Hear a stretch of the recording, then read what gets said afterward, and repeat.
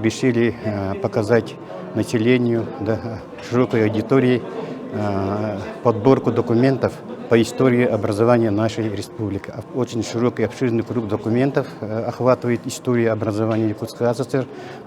Поэтому здесь мы представляем только очень маленькую часть наших документов.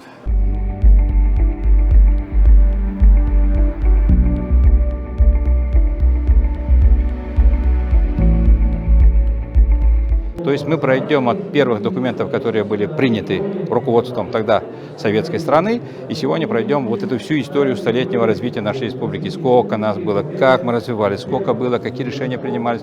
Было и взлеты, и падения, развития, и какие мы сегодня здесь якутяне, живущие, и смотрим, куда дальше идет.